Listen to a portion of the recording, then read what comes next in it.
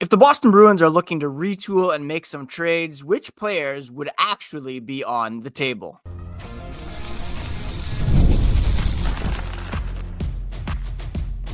You're Locked On Bruins, your daily podcast on the Boston Bruins. Part of the Locked On Podcast Network, your team every day. What is up, Bruins fans, and welcome back to the Locked On Boston Bruins podcast. I'm your host, Ian McLaren, and this is a daily show where we discuss all things Spoked Beat. Today is Tuesday, January 28th, and I want to thank you so much for making Locked On Bruins part of your daily routine. Free and available on your favorite podcast app and on YouTube. It's part of the Locked On Podcast Network, your team every day. And today's episode is brought to you by FanDuel. Super Bowl 59 is here, and there's no better way to make every play more exciting than with FanDuel Sportsbook. New customers can bet just $5, and if you win, you'll score $200 in bonus bets. Download the app or head to FanDuel.com to get started. And before we get started looking at the Bruins' Untouchables, Immovables, and trade candidates, if we're heading towards a bit of a retool here, a quick reminder, you can find the podcast on social media at Locked NHL Bruins, and you can find me, my hockey thoughts, dad jokes at Ian C. McLaren. We're also later on in the podcast going to preview tonight's game against the Buffalo Sabres. And as the Bruins head into that game, they're a bit of a bubble team when it comes to the playoff race. They're right in there when it comes to total points, but because the fact is they have played more games than some of the opposition that is chasing them, their spot is a bit more precarious than some other teams. Yesterday at practice, Elias Lindholm and Charlie McAvoy did practice, and congrats to Charlie McAvoy and his wife, Kylie, for welcoming their first son into the world. Hopefully McAvoy will be back in the lineup soon and bringing that dad energy into the lineup. I don't believe he or Lindholm will be ready to go tonight, but perhaps we could see them later on this week. So getting them back would be a huge boost for the Boston Bruins. But when it comes to looking at a retool, who actually could be traded and what pieces do the Bruins have in order to try to maybe get younger or improve for the future? Well, there's three players that you could say are complete untouchables. And that would be your three core players of, well, maybe three and a half. You have David Pastrnak, Charlie McAvoy, and Jeremy Swayman. Of course, anybody can be traded in the NHL. We've seen Wayne Gretzky traded. We just saw Mikko Rantanen traded the other night, although he is a pending unrestricted free agent. So that obviously affected his status with Colorado. But trading any of David Pastrnak, Charlie McAvoy, or Jeremy Swayman seems incredibly unlikely. Pastrnak playing at the highest level right now. He is your franchise player. Charlie McAvoy is a perennial Norris Trophy, I don't want to say candidate per se, but he's in the conversation year after year. And if he can take another step in his offensive game, he would be right there with some of the best at his position in the NHL. Jeremy Swayman, of course, you just went through that long contract negotiation with him. You have him signed for quite some time, and he is, again, looking as though he is a number one high-end, if not elite-level goaltender in the NHL. Now, there could be a blockbuster that makes sense. You're always looking for that number one center. We'll talk about that ongoing search, despite having signed Elias Lindholm here in a little bit. But trading either one of these guys or any one of these three would be a signal that you're not retooling. You're kind of in rebuild mode. These are three guys that any team would love to build around, would love to have as their number one options up front, on defense, in net. And these guys are as untouchable as it gets with regards to the Boston Bruins at this point. Now, there's an argument to be made that the captain is also untouchable, but it's kind of a unique situation because he's a pending unrestricted free agent. He only has an 8-team no trade list.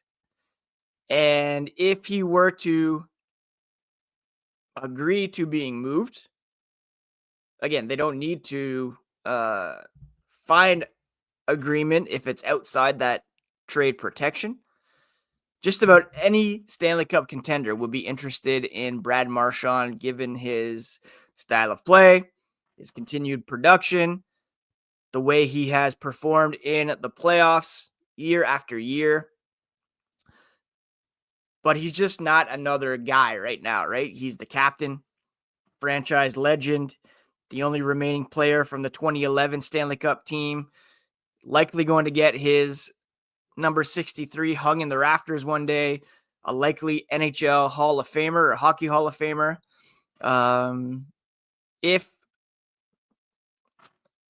he wants to stay in Boston, finish his career, then the Bruins will certainly make it happen. But he does have some say in where he wants to finish his career because he can be an unrestricted free agent this summer. And if he hits the open market, then certainly there would be a ton of interest. And some teams may be willing to pay more than what the Bruins are, even though he's more advanced in his career because of that pedigree that he brings. If he wants to chase another Stanley Cup, and he's not seeing that in the cards for the Bruins over the next few seasons, it's well within his rights to sign elsewhere. And if it becomes apparent as we near the trade deadline that the two sides are pretty far apart when it comes to his next contract, then a trade could and should very much be on the table. It's not something that anyone would want to see because of his standing within the franchise, and you don't want to see a guy like him finish his career elsewhere. But having said that, the Bruins are not obviously opposed to that, seeing as they basically pushed Zdeno Chara out in order to make room for younger players at that time. So it's something they've done before, not necessarily trading, but letting Chara know that they weren't going to be bringing him back. Marchand is a bit younger, still has more left in the tank than what Chara did at that time. But the reality is a trade could be possible here for the Bruins with respect to Marchand if they fall out of the playoff race, if he's not looking like he's going to re-sign at a reasonable rate, and if his desire is to go out with another Stanley Cup, and it doesn't seem as though the Bruins are on track to achieve that anytime over the next, say, 3 to 5 years. His presence would obviously be a big boost to that, but if they could pull in a pretty big haul for him, then it's certainly something that Don Sweeney would have to consider. Another guy you could maybe put in that situation is Elias Lindholm. He was the Bruins' best player early on this season. Maybe not on the same level as Pastrnak, McAvoy, and Swayman. He has full no-trade protection until 2027. But he's perhaps a bit more movable than some of these other guys coming up. He's not untouchable by any stretch, but probably not a guy that they would like to move because he has been so good for them early on this season and during his tenure here with the Boston Bruins. So when it comes to untouchables, you're looking at Jeremy Swayman, Charlie McAvoy, David Pastrnak, maybe Brad Marchand, but that's a unique situation. There's some guys who are immovable and other more obvious trade candidates, and we'll take a look at those players here as the podcast continues.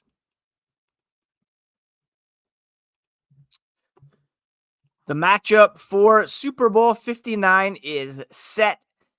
One game, two teams, endless possibilities. There's no better way to make every play more exciting than with FanDuel Sportsbook.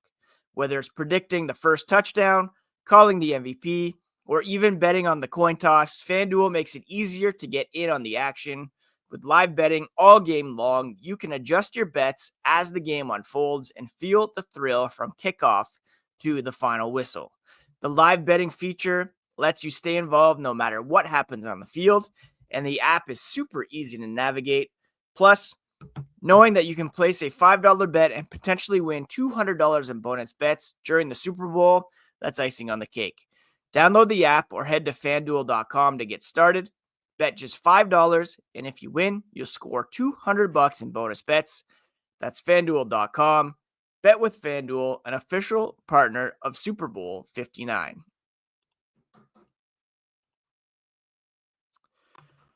When we're talking about immovable Boston Bruins, the first name that jumps to mind is Elias Lindholm. He's 30 years old, signed to a big-time contract worth $7.75 million, and he is not performing up to that level. He also has a full no movement clause, meaning he cannot be traded, sent to the minors, or waived without player approval. Now, perhaps he goes to management and says, hey, this doesn't seem like a fit. Maybe you could find a team willing to take me on, but that's incredibly unlikely, and he's as immovable as it gets because of his trade protection.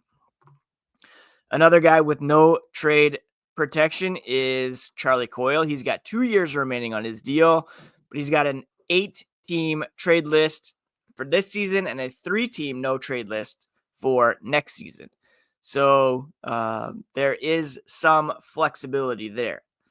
Nikita Zadorov as well has a no movement clause. He cannot be traded without player approval. That changes to a no trade clause next season, and then a limited or modified no trade clause through the remainder of his contract. But Lindholm, Elias Lindholm, Nikita Zadorov, pretty immovable at this point because of their contracts and because of the protection that was afforded them when they signed this past offseason. Other guys with no trade protection include Pavel Zacha. He's not likely to be traded because of the chemistry that he's showing right now with Morgan Geekie and David Pastrnak. And he has a pretty reasonable contract for the next 2 seasons after this one. When it comes to pending free agents, so we've already looked at Brad Marchand as borderline untouchable. We've looked at Jeremy Swayman, Charlie McAvoy, David Pastrnak as untouchable. Hampus Lindholm, perhaps in that as well. Unmovables like Elias Lindholm, Nikita Zadorov. Guys that could be traded. You always look at pending free agents. You have Trent Frederic, who is often mentioned in trade rumors because he is an unrestricted free agent and kind of underperformed so far this season. Hasn't really shown that he is the kind of guy that could be worth investing more money and more years into. He's not getting that contract bump. He does have size, physicality. He's willing to drop the gloves. He can play center or wing, can score from time to time, but those are characteristics that Mark Kastelic has shown. He's younger, and the Bruins have already re-upped with him, making Frederic somewhat expendable. Justin Brazeau is an unrestricted free agent.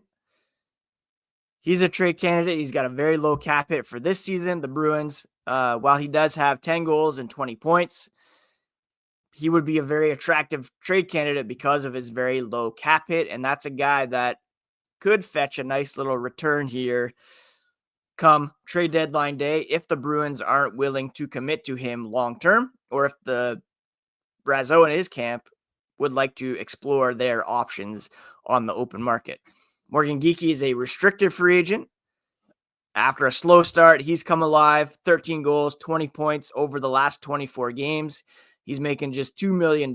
If the Bruins were to trade him, his value right now is sky high. but he's also looking like the kind of guy that they could want to keep around, especially because of the chemistry that he's showing right now with your franchise player in David Pastrnak. Really looking like the kind of guy that you would want to keep around long term. Now, some guys who are trade candidates, but also have some trade protection. I mentioned Charlie Coyle, Pavel Zacha, Brandon Carlo, you could put in that list. Andrew Peak, Eunice Corbasalo is a guy that is certainly a trade candidate. He has raised his value a bit after having a atrocious season last year with the Ottawa Senators. He has turned it around with the Boston Bruins, including a 29 save shutout last week against his old team. Might not be a whole lot of interest because there's still 3 years remaining on his contract at a $3 million average annual valuation. But if teams are looking to shore up their goaltending, then it's possible the Bruins could move him and promote a guy like Michael DiPietro or Brandon Bussi, who both have been playing pretty well at the AHL level as of late. When it comes to Peak, the Bruins traded a third-round pick and Jacobs Borrell to get him last year. He has turned things around. He's a reliable third-pairing defenseman. They could flip him for more than what they gave up for him, which would be a nice little piece of business, but he serves a role at the moment. They don't really have a ton of guys who could fill in, although Michael Callahan has looked pretty good in a third-pairing role as of late. Now, two guys who could be seen as attractive. I've mentioned them already. Charlie Coyle, Brandon Carlo. They've done a lot for the Bruins over the years. They're very popular with their teammates, but you might want to see what the market is for them despite relatively down seasons for both. Contender looking for a third-line center or a second-pairing shutdown right-hand shot defenseman. McAvoy's $5.25 million cap hit is kind of steep at 32 years old, but he only has 1 year on his deal after this, so a team would be getting him for this year and next year's playoff pushes. Carlos signed for 2 more seasons, but he's only 28. His cap hit is relatively manageable at $4.1 million. They do have no trade protection, 8 teams for Charlie Coyle, 10 teams for Brandon Carlo. But if you're looking to retool and alter your core, that's probably where you would look to do it. One of those two guys. I had been on the trade Morgan Geekie train until recently. I think it's definitely incumbent to look at suitors for Trent Frederic. Perhaps like Jim Montgomery before him, he already has one eye on St. Louis, his hometown team. And if it appears as though he's unlikely to sign, then you look to move him. There are some young guys that could fit in this mix as well. You look at Mason Lohrei, Matt Poitras, who are on the roster right now. You're probably not looking to move either of those two guys. Johnny Beecher, restricted free agent, has some offensive upside, brings some speed to the table. He's probably a guy you look to keep around. When it comes to Fabian Lysell, Georgi Merkulov, these are guys who have, especially in Merkulov's case, put in the work in the AHL. He's 24 in year 3, continues to produce at the AHL level. At some point, the Bruins have to decide if they're going to give him a real look, or if not, then they should be looking to trade him. Lysell's a bit younger, has a bit longer rope there, I think, and they really need to see what they have in him too before they make any decisions. So those are kind of what I see as the untouchables, immovables, and trade candidates. Anything should be on the table at the moment outside of those top 3, I think. And if someone comes along and blows you away, then you maybe look to move anybody. But again, McAvoy, Pastrnak don't have trade protection. Jeremy Swayman locked in for a long time. And those are 3 players that you want to build around. Anybody else, in my opinion, could be moved if indeed the price is right. And if there is agreement there on the other party's part in terms of no trade protection, Lindholm, Zadorov, looks like the Bruins will be stuck with them, and they kind of already look like regrettable contracts, more so on Lindholm's part. Hopefully, he can start to turn things around and look more like that guy beginning tonight against the Buffalo Sabres. And that's a game we will preview here as the podcast continues.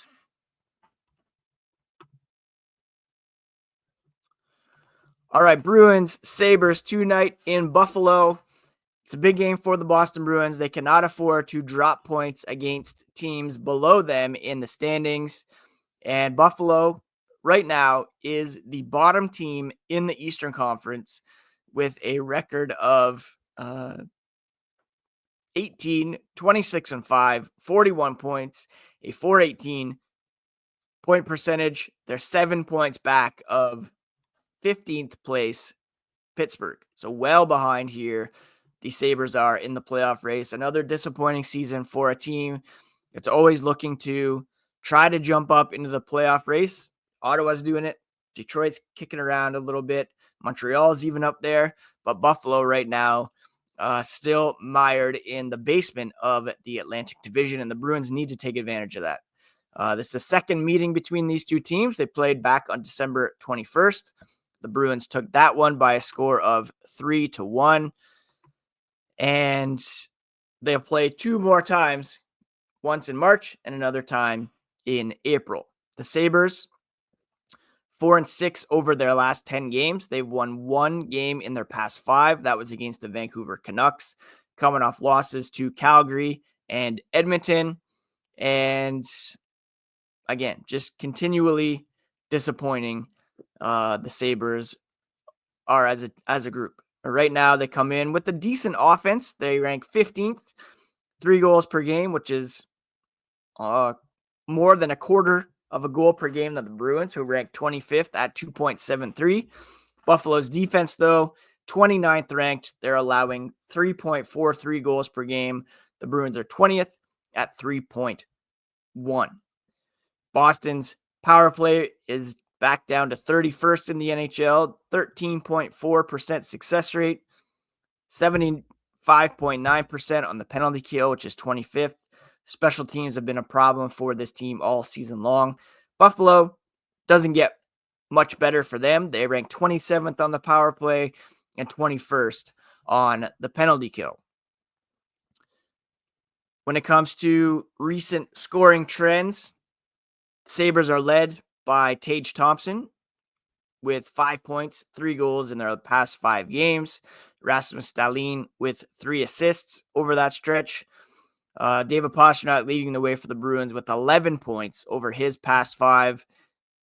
4 goals, 7 assists. Morgan Geekie leading the way with 5 goals for the Bruins over that span. The Sabres are led in scoring by Tage Thompson. He's got 40 points in 44 games. They do not have a player who is averaging a point per game. Rasmus Dahlin with 34 points in 41 games on the back end. Jason Zucker, second in scoring, ahead of JJ Peterka, Alex Tuck. Dylan Cousins having a disappointing season, and he is a trade candidate for this team. In net, you have Jonas Korpisalo, 899 save percentage for the Bruins. Jeremy Swayman, 898. Ukko-Pekka Luukkonen at 897. James Reimer at 894. It will likely be Swayman versus Luukkonen. We'll see here what happens. The Bruins are 5-3-2 over their past 10, coming off wins over Ottawa and Colorado.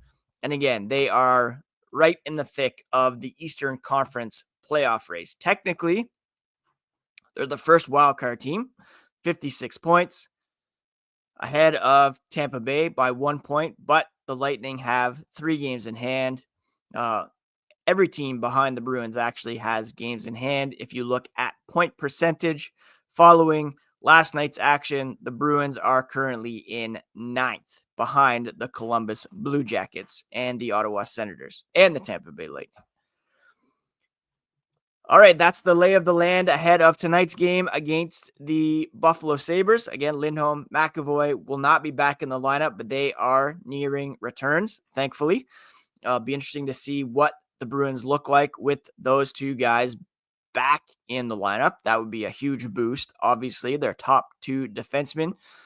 That might change how Don Sweeney approaches the trade deadline. The Bruins have 6 games remaining before the Four Nations face-off. Then they'll have a few games before the March 7th trade deadline. And it's going to be an interesting time here for the Bruins as they get ready for that stretch run and whether or not they are sellers, buyers, or somewhere in between. There's a possibility of being both, where you recoup some assets for some expiring contracts. You promote internally like Merkulov and Lysell and see what you have in some of those guys. I think that's a real possibility and probably the route that I would take. But again, we'll see what happens with respect to the Boston Bruins, who play tonight against the Buffalo Sabres, 7 p.m. Eastern start. On tomorrow's podcast, we'll recap that game and bring you all the latest on the black and gold, because that's what we're all about here on Locked On Boston Bruins, part of the Locked On Podcast Network, your favorite team every single day. Take care of yourselves, friends. Take care of each other. Don't forget to check out Locked On Fantasy Hockey as well. Subscribe on your favorite podcast app and on YouTube.